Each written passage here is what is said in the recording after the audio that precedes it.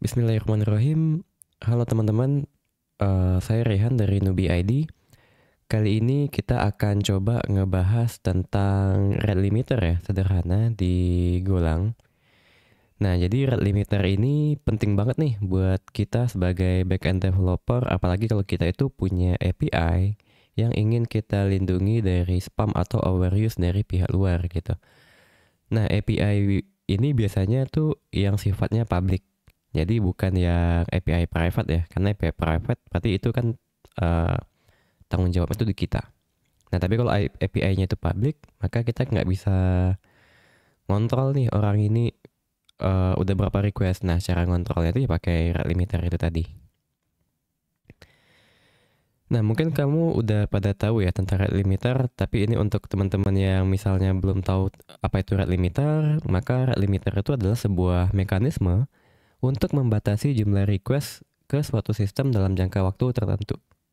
Misalnya, klien itu atau user itu hanya boleh akses API kita itu hanya 4 kali dalam 1 menit.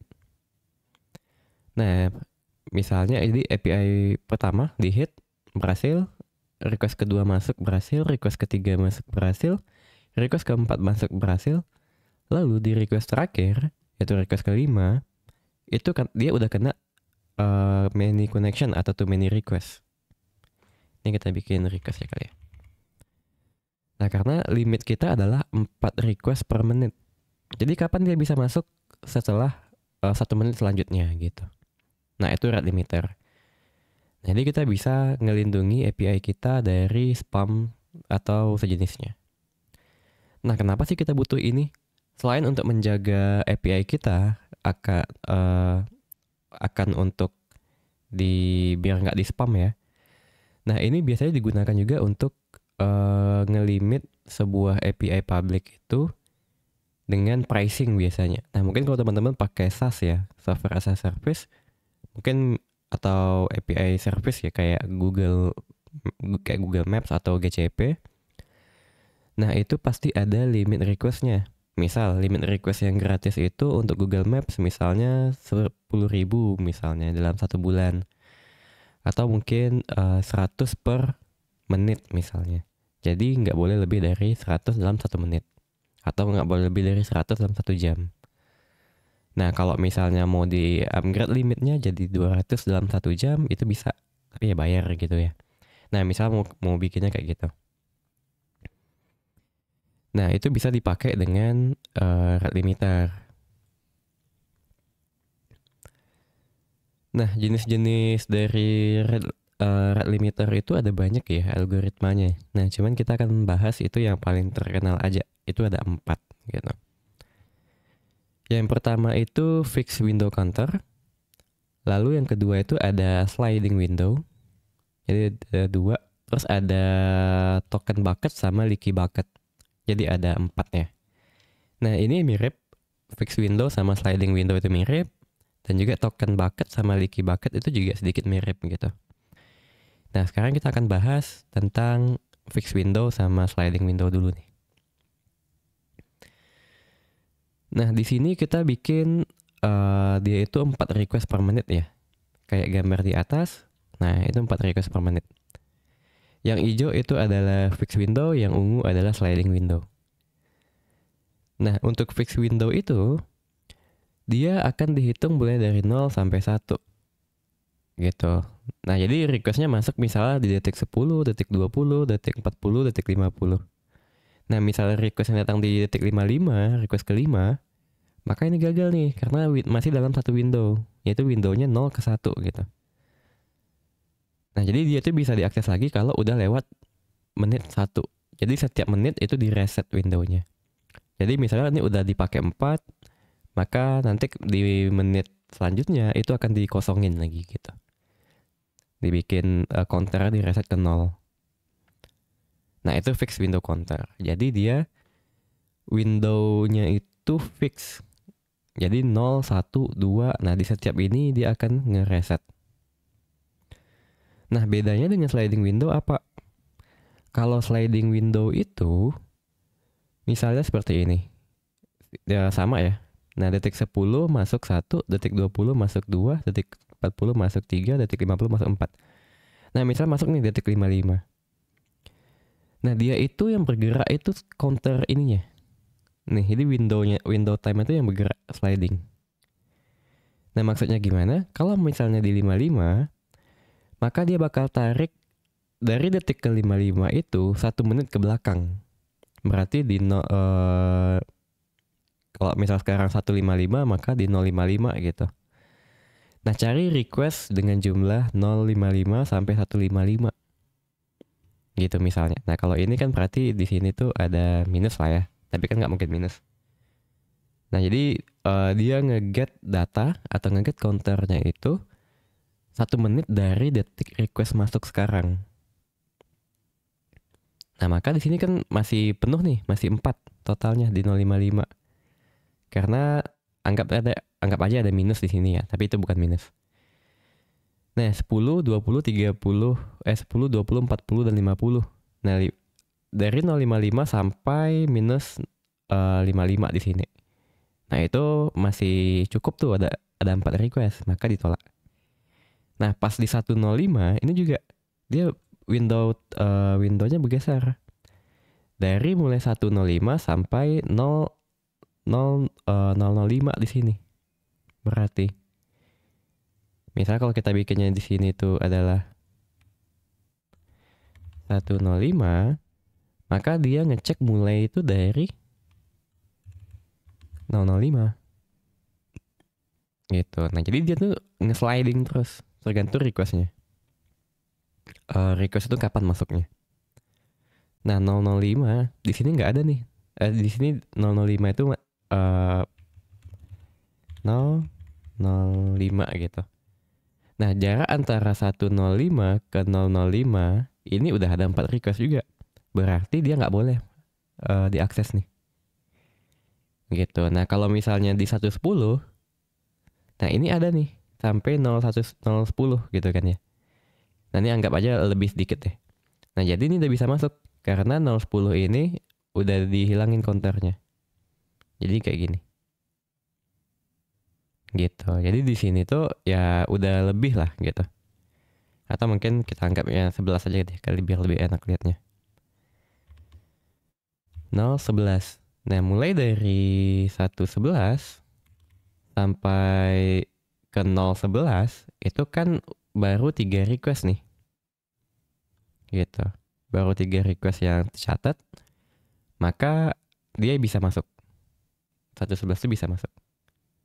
Nah, 115 sampai di, kalau misalnya yang masuk itu adalah 115, berarti kita ngeceknya dari 015. Nah, berarti ada 020, 040, 050 sama 111. Maka ini belum bisa atau requestnya ditolak. Karena jarak antara window time-nya 115 ke 015 itu udah ada 4 request di sini. Nah, itu sliding window counter. Nah, begitu pun seterusnya. Jadi kalau misalnya 120 itu baru bisa masuk, lalu 121 atau 125 itu udah nggak bisa masuk lagi. Karena dia bergeser terus. Nah, berbeda dengan fixed window yang mana dia bakal direset ke 0 setiap melewati intervalnya. Atau ya kita bikin mungkin per menit gitu. Berarti setiap menit dia direset. Nah, itu fixed window, perbedaan fixed window sama sliding window. Nah, kalau untuk yang bucket-bucket ini gimana? Nah, token bucket sama leaky bucket itu sedikit mirip ya sebenarnya. Nah, kalau token bucket itu apa? Token bucket itu setiap user atau data setiap parameternya lah ya, kita bisa bilang parameternya itu punya bucketnya sendiri. Nah, bucketnya itu akan diisi token setiap detik gitu.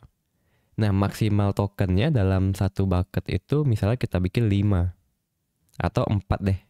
Biar sama dengan yang di atas ya. Gitu. Nah, maksimumnya 4. Nah, setiap token ini digunakan, maka kita akan buang 1 token nih. gitu.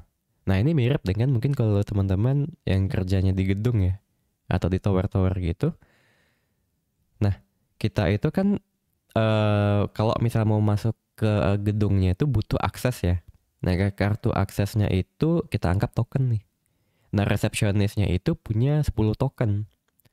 Setiap ada pegawai masuk, maka dia ngasih kartu akses. Jadi tokennya berkurang.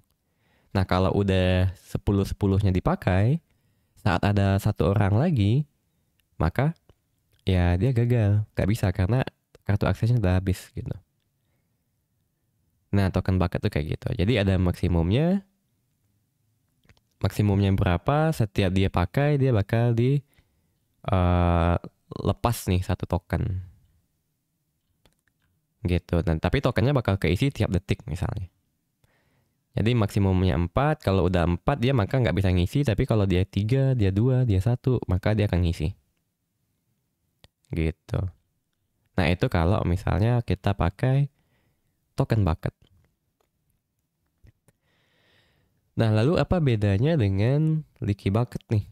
Nah kalau leaky bucket itu, kita punya kantong gede nih misalnya. Nah anggap limitnya mungkin 4 juga deh, nih ada 4 gitu. Nah request masuk nih ada 4. Nah, yang diproses itu selagi masih masuk dalam limitnya, maka diproses semua. Tapi kalau misalnya ada request kelima, nah request kelima ini akan nunggu nih sampai salah satu dari ini selesai. Gitu. Jadi dia itu prosesnya juga sesuai lah nih, kita anggap 4 request ya. Nah, jadi dia ngeproses itu per 4 request. Jadi ini masuk semua, lalu yang request terakhir itu nunggu atau bisa kita tolak atau bisa kita lempar ke waiting room atau sejenisnya gitu ya. Nah jadi leaky bucket itu seperti itu. Kalau token bucket dia setiap request tuh ngambil satu token. Kalau leaky bucket dia selagi itu masih dalam batas atau kapasitasnya diizinkan. Gitu. Tapi nanti kalau misalnya ada yang lebih dia nunggu nih di sini. Jadi dia ada proses nunggunya. Nah gitu kira-kira. Nah lalu kapan sih kita pakai token bucket? Kapan kita pakai leaky bucket gitu ya? Kalau token bucket itu bisanya kita pakai kayak misalnya kayak tadi deh API service kita misalnya. Kita menyediakan jasa API service. Mungkin kayak API Google Maps deh. Nah itu kita bisa nyimpan misalnya maksimumnya 4. Lalu setiap detik dia bakal nambah. Lalu kalau misalnya digunakan ya kita kurangin gitu. Nah ini kita bisa pakai sebagai API key atau sejenisnya. Ya ini bisa juga dengan window counter ataupun sliding window ya. Tergantung bisnis flow dari yang kita gunakan. Nah kalau misalnya leaky bucket, itu biasanya dipakai kalau kita pengen bikin sistem kayak apa ya? Oh tiket antrian gitu. Kalau misalnya teman-teman pernah tiket antrian konser. Misalnya kita itu ngelimit yang bisa bucket yang bisa kita tampung itu cuman mungkin 100.000 request.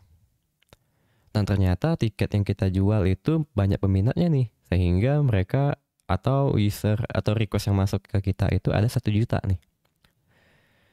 Nah 900-nya itu akan masuk ke waiting list karena dia bakal masuk ke buffernya leaky bucket ini. Nah 100.000 request pertama itu bakal diproses. Jadi 100.000 diproses, 900.000-nya di hold dulu. Selesai ini baru masuk gitu 900.000-nya. Nah itu ada algoritmanya lagi tuh untuk menentukan siapa yang masuk pertama, apakah random atau vivo atau sejenisnya. Nah itu leaky bucket. Oke, semoga udah kebayang ya perbedaan fixed window counter sama sliding dan juga token bucket sama leaky bucket. Nah sekarang kita akan coba bikin ya, yaitu yang fixed window dulu nih. Jadi kita akan pakai yang simple dulu. Gimana cara implementasinya di Golang. Di sini kita tidak akan pakai library tambahan ya. Jadi ya kita bakal pakai HTTP native aja. Oke. Nah, di sini kita akan coba bikin dulu go mod init rate limit fix window ya. Oke, ini udah kita bikin, lalu kita bakal bikin main.go-nya. Semoga kelihatan ya, atau saya zoom in sedikit. Package main, lalu udah fang main. Di sini simple aja. Kita bakal bikin portnya. Lalu kita bakal HTTP listen and serve. Addressnya di sini handlernya nil. Ini kita bakal pakai slog ya untuk lognya. Slog info. Slog string port. Nah.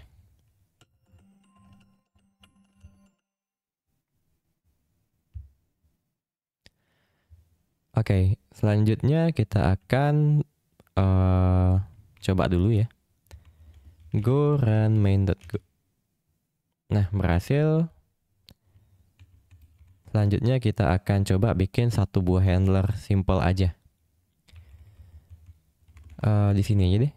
Kita bikin fang index saja. rw http response pointer r http request. Nah, di sini kita akan pakai var response map string interface ya. Success itu true dan juga mungkin message-nya adalah hello aja. Nah, di sini kita akan bikin rw titik red header http oke. Lalu kita akan masukin ke JSON. JSON titik new encoder. Lalu kita encode masukin si response-nya. Nah, gini dulu aja. Oke, index sudah. Nah, di sini kita akan panggil di main ya. HTTP handle func itu patternnya slash aja. Handlernya itu index. Nah, kita coba.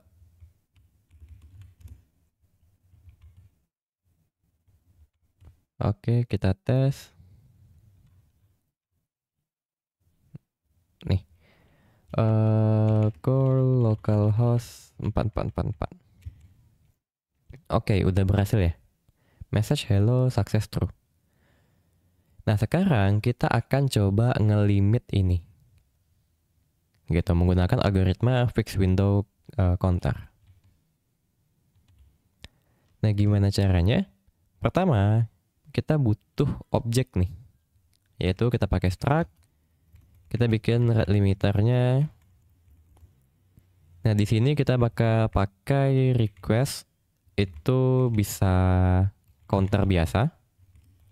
Misalnya integer gitu. Atau kita bisa pakai time.time. Ya, berarti kita record waktunya. Nah, sebenarnya kalau fixed window counter itu kita nggak pakai time.time ya. Nggak perlu pakai ini. Kita cukup pakai counter aja sih sebenarnya. Gini itu udah cukup. Lalu karena ini kita handle-nya di memorinya Go ya. Sorry, maksudnya itu di memori. Maka kita pakai single text. Biar dia nggak ada rest condition. Lalu limitnya berapa maksimal yang bisa ditampung dalam waktu atau dalam window time itu. Dan juga window time-nya.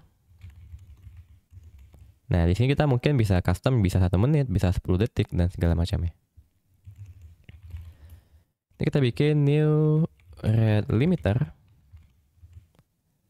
Kita bakal pakai limitnya berapa, sama window time-nya itu adalah berapa. Nah, di sini kita return tuh adalah pointer ya. Karena kita pengen datanya ini ya kita sesuai dengan yang kita ambil gitu. Jadi kita nggak mau ganti apa namanya datanya itu di copy value-nya. Jadi kita ya nampilin aja sesuai dengan memorinya. Jadi source of truth-nya itu 1. Nah, di sini kita bakal bikin var limiter, red limiter, lalu request kita bikin dari 0.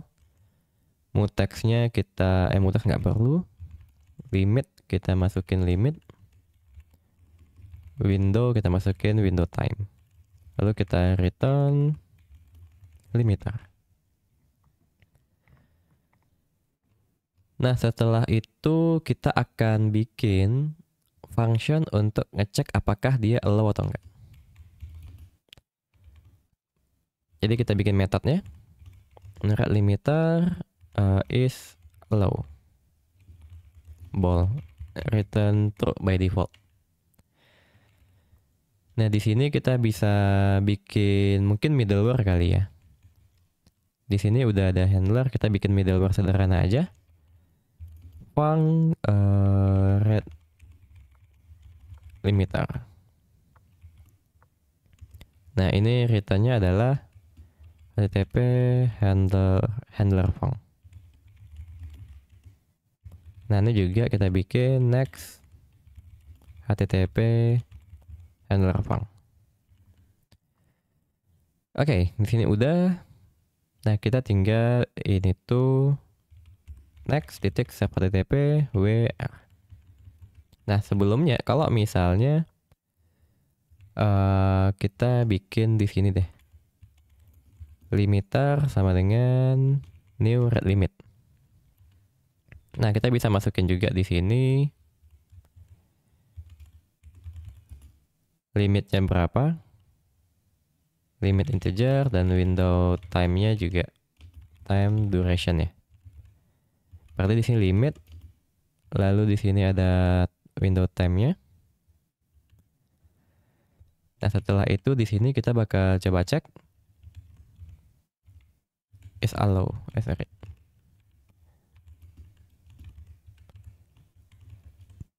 Kalau misalnya dia nggak allow, maka kita bisa pakai ini.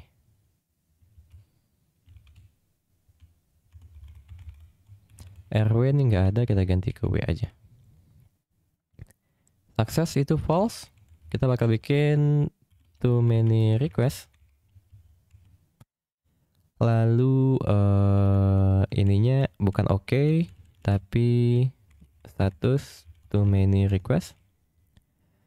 Oke, udah. Nah, di sini kita mungkin bakal bikinnya dulu ya. W header add content type itu application/json. Oke, ini biar ke-implement juga di index. Nah, di sini kalau misalnya dia nggak di allow, dia bakal return too many request. Tapi kalau misalnya dia masih true, maka masuknya ke index.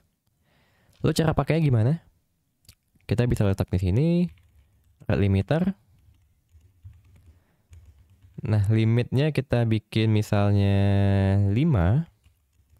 Terus window time-nya misalnya kita biar lebih mudah itu 10 kali time second aja kali ya. Jadi 10 detik doang. Nah, lalu next handlernya apa? Yaitu index. Oke, kita coba tes.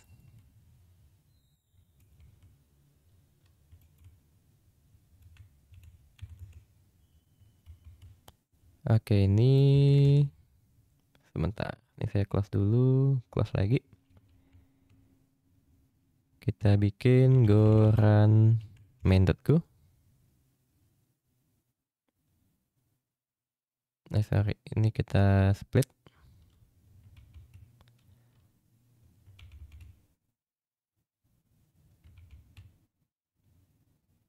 Nggak bisa di close ya.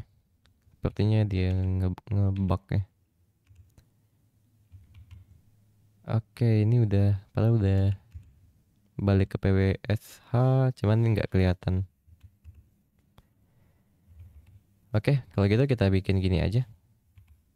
Saya coba zoom out sedikit ya. Semoga masih kelihatan. Karena kayaknya ini kena dari sananya deh. Terlalu zoom in. Nah, ya benar. Ini bisa.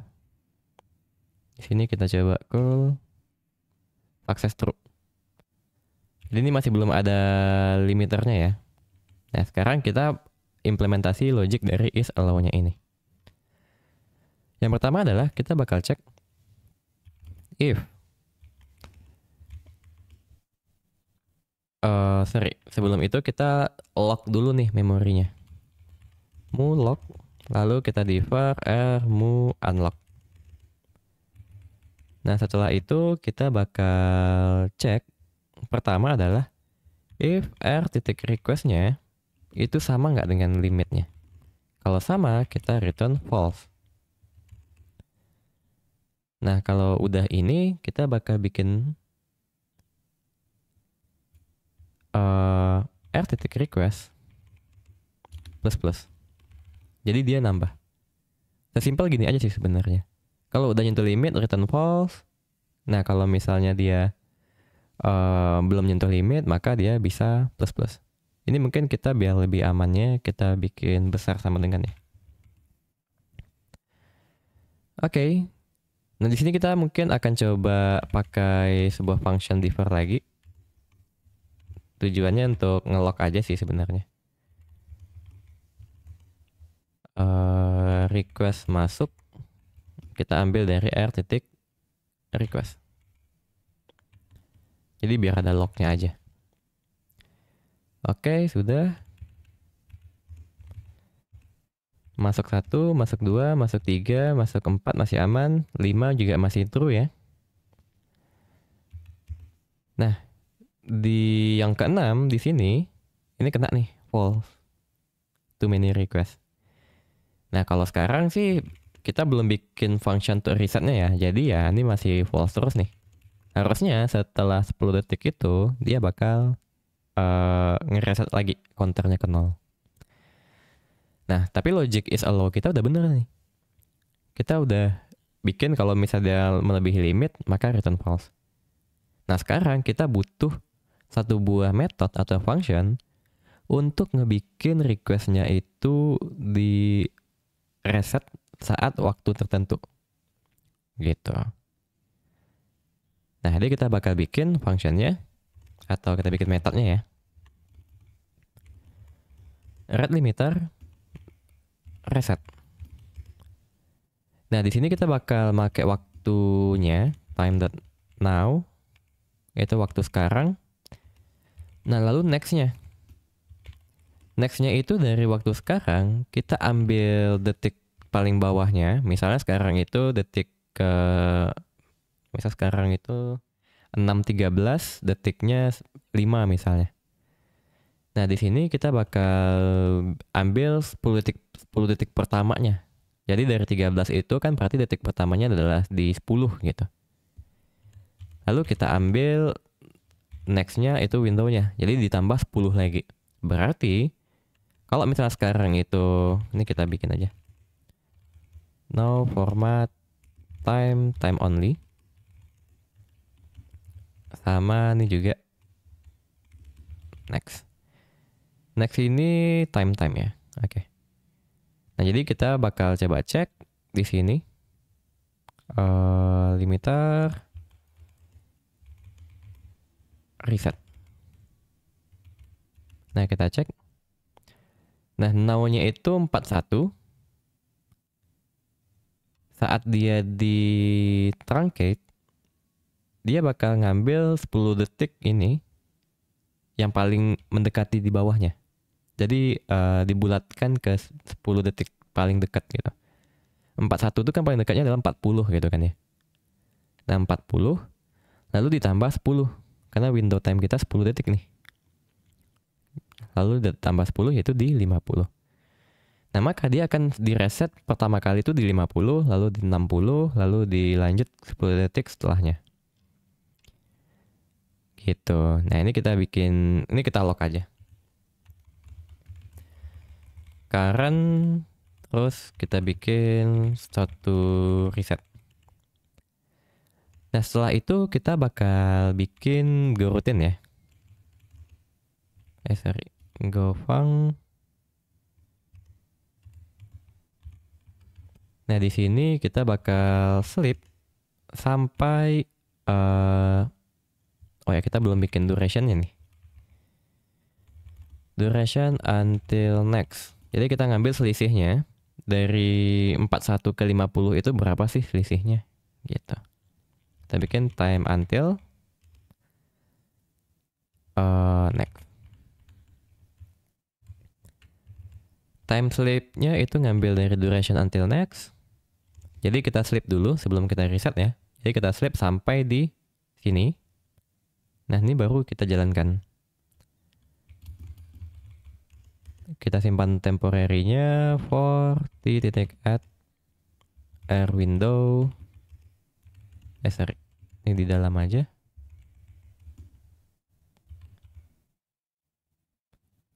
Oke, lalu kita fmt print line. Ini error. Oh ya. Nah. Ya, ini inisialisasinya sebenarnya teman-teman bisa pakai for loop unlimited ya sebenarnya ya. Kalau misalnya bingung nih dengan yang kayak gini, teman-teman bisa pakai gini. For di sini bisa next. Ini sama aja. Cuman yang di atas lebih enak aja. Kita lock reset lalu t format time only ya. Setelah itu request kita bikin ke 0. Lalu time.sleep. Nah, di sini kita bakal add dulu nih. Add dengan air window. Nah, cuman kan kita di sini ini ya, loop unlimited add window. Oke, harusnya udah ya. Ini T sama dengan untuk nyimpan. Di sini kita time until air window. Gitu. Nah, semoga kebayang ya. Nah, ini sama sih sebenarnya.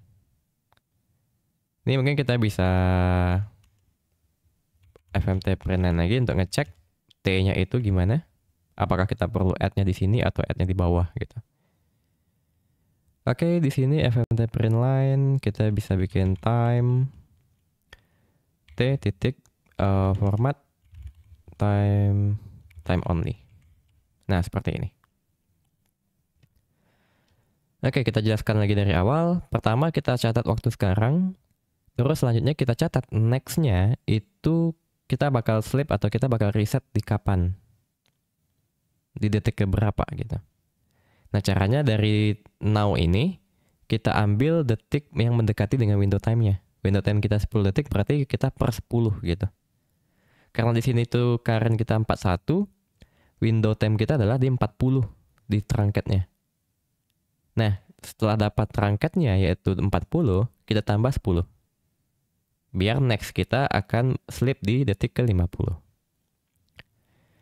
Lalu kita tangkap duration until next-nya biar kita bisa sleep ya. Jadi kita akan start execution-nya itu di sini.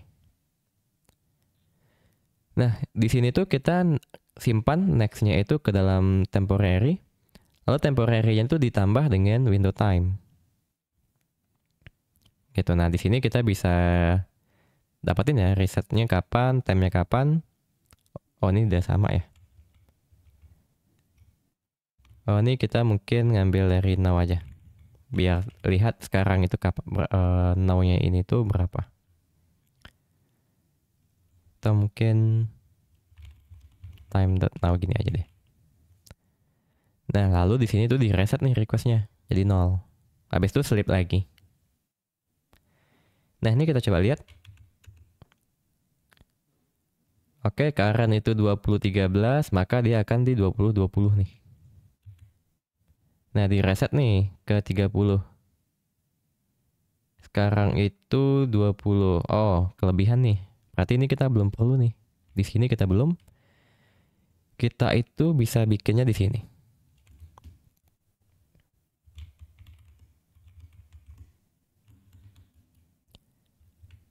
Nah, di sini time until-nya ini T aja. Kita coba lagi.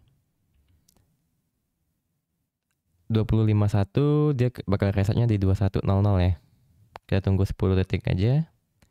Oke, sudah benar. 21.21. Tunggu 10 detik lagi. Oke, 10. Nah, udah benar. Udah sama nih. Nah, sekarang kita akan tes apakah dia beneran kereset atau enggak. Ini masih sukses, benar. Masih sukses ya. Jadi sukses, gagal. Nah, kita tunggu resetnya. Oke, udah di reset. Kita tes lagi. Nah, udah sukses. Nah, gitu. Jadi kita udah berhasil bikin kapan dia di reset. Kalau dia udah di reset, maka request selanjutnya itu udah boleh diakses gitu. Mungkin untuk penanda lagi kita bikin 20 kali ya. Biar nggak cepat-cepat banget. Kita running. Current 220, berarti selanjutnya itu di sini. Nah, kita bakal coba 1, 2, 3, 4, 5. Nah, ini ada 7 request, 2 requestnya ditolak. Jadi kita akan tunggu dulu dia melakukan reset counter. Oke, udah di reset counternya. Di sini kita akan coba lagi.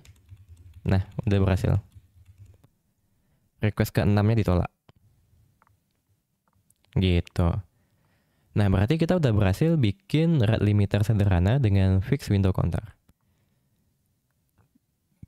Nah, ini yang kita lakukan adalah fixed window counter secara global. Artinya apa? Artinya counternya itu berlaku untuk siapapun user yang melakukan hit ke API kita. Nah, jadi nantinya setelah ini atau di video selanjutnya kita akan bahas gimana caranya ngelimit itu ke user-user tertentu. Bukan user tertentu maksudnya user ini ya, tapi lebih ke arah mungkin kita setup pakai API key kali. Tapi algoritmanya masih sama, yaitu fixed window counter. Jadi misalnya API key 001 itu counternya udah di reset atau belum gitu. API key 002 udah di reset atau belum gitu. API key 003 udah masuk limit atau belum. Nah, kita bakal bikin hal-hal yang kayak gitu. Itu di next video. Nah, semoga teman-teman udah kebayang ya cara kerja rate limiter. Ini algoritma paling sederhananya yaitu fixed window counter, yaitu kita melakukan resetnya itu per gini. Jadi kita lakukan resetnya itu per window time-nya. Window time-nya per berapa detik, entah itu 60 detik atau 1 menit atau 10 detik gitu. Nah, dia bakal ngecek 0 sampai 10, 0 sampai 20, 0 sampai 60 kayak gitu. Nah, itu kalau kita pakai fixed window time. Tapi kalau kita pakai sliding, dia bakal ngecek ke ininya ya, apa namanya? Waktu sekarang ditarik ke window time sebelumnya. Jadi misalnya window time kita 20 detik, kita masuk requestnya di 0.10 misalnya 0.50 misalnya. Maka dia bakal ngecek ke 20 detik ke belakang. Udah berapa request yang masuk gitu. Nah, kira-kira seperti itu. Nah, itu akan kita bahas mungkin di beberapa video selanjutnya ya. Karena kita fokus next video itu untuk ngehandle per API key atau IP address gitu.